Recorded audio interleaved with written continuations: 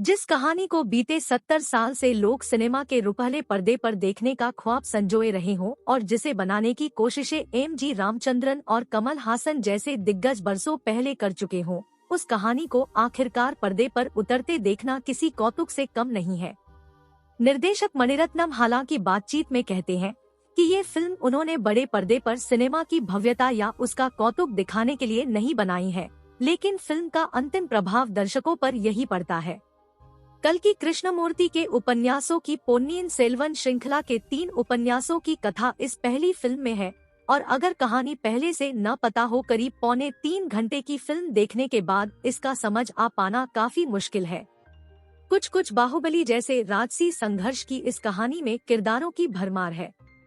हिंदी दर्शकों के सामने फिल्म देखते समय दिक्कत ये भी रहती है कि तमिल सिनेमा के कलाकारों से वे उतने परिचित नहीं हैं जितने कि तेलुगु सिनेमा के कलाकारों से।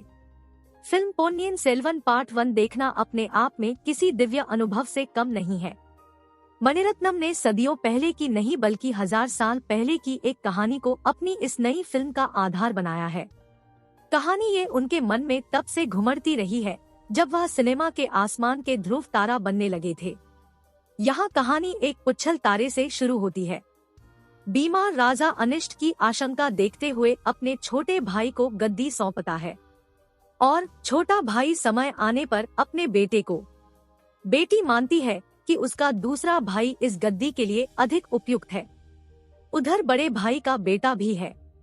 उसे लगता है कि राज सिंहासन पर तो आनुवंशिक अधिकार उसका है। षड्यंत्रों की बू आनी शुरू होती है। राजा अपने सबसे विश्वस्त को इसका पता लगाने भेजता है। कहानी एक नगर से दूसरे नगर और दूसरे नगर से दूसरे देश तक जाती है। चौसर बिछ चुकी है, गोटियां सज चुकी है। शाह और मात का ये खेल पोन्नियिन सेल्वन की दूसरी कड़ी में अपने परिणाम तक पहुंचेगा। मणिरत्नम का सिनेमा एक अलग अनुभूति का सिनेमा है। इसमें कहानी के किरदार दर्शकों को अपने साथ बांधकर चलते हैं। नैसर्गिक छटाएं यहाँ कथन का हिस्सा बनती चलती हैं और कलाकारों के चरित्र कहानी के अलग अलग आयाम गढ़ते हैं। फिल्म पोन्नियिन सेल्वन पार्ट 1 में मणिरत्नम ने एक ऐसा साम्राज्य गढ़ा है जिसके बारे में जो कुछ है बस किताबों में है। कल्कि कृष्णमूर्ति के उपन्यास पढ़ने वालों की माने तो इनकी लिखावट किसी पटकथा से कम नहीं है। हर विवरण है यहाँ। मणिरत्नम ने इसे ही पर्दे पर जीवंत कर दिखाने की कोशिश की है। पर्दे पर चोल साम्राज्य का वैभव नजर आता है। इसकी महिला चरित्रों का रूप लावण्य नजर आता है और ये महिला चरित्र आम फिल्मों की तरह नहीं है।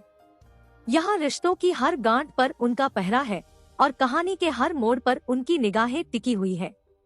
फिल्म पोन्नियिन सेल्वन पार्ट 1 में तमिल सिनेमा के तमाम दिग्गज कलाकार हैं, लेकिन जिन विक्रम के नाम पर फिल्म की रिलीज से पहले हवा बांधी गई है, उनका किरदार फिल्म का बस आधार है।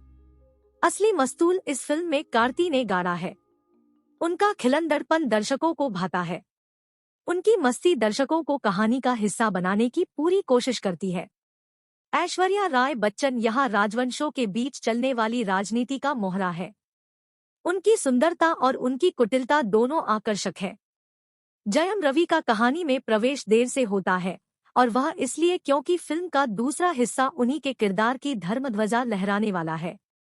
फिल्म के प्रोडक्शन की जानकारी रखने वाले बताते हैं कि फिल्म के दूसरे हिस्से की भी शूटिंग हो चुकी है और फिल्म का पोस्ट प्रोडक्शन पूरा करके इसे अगले साल ही रिलीज करने की तैयारी है। ऐश्वर्या राय बच्चन फिल्म पोन्नियिन सेल्वन पार्ट 1 को देखने का हिंदी दर्शकों का इकलौता आकर्षण है और उनके रूप रंग का आकर्षण अब भी असरदार बना हुआ है। उनके साथ त्रिशा भी है, लेकिन ऐश्वर्या जैसे चांद के आगे बाकी सब तारे ही लगते हैं।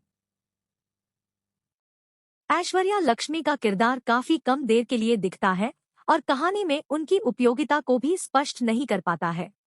तकनीकी रूप से फिल्म की सिनेमेटोग्राफी, रवि वर्मन, कला निर्देशन, तोता तरिणी और संगीत AR रहमान सब अव्वल दर्जे का है। ऐसी फिल्में परंपरागत रूप से लंबी अवधि की होती है, वही दिक्कत इस फिल्म की भी है। संगीत फिल्म का तमिल दर्शकों की रुचि के हिसाब से बना है और उसमें दिव्य प्रकाश दुबे ने हिंदी के शब्द फंसाने की कोशिश अच्छी की है। ओवरऑल में मूवी को दूंगी 3 स्टार। मूवी अच्छी है, आप जरूर इस मूवी को देखने जा सकते हैं।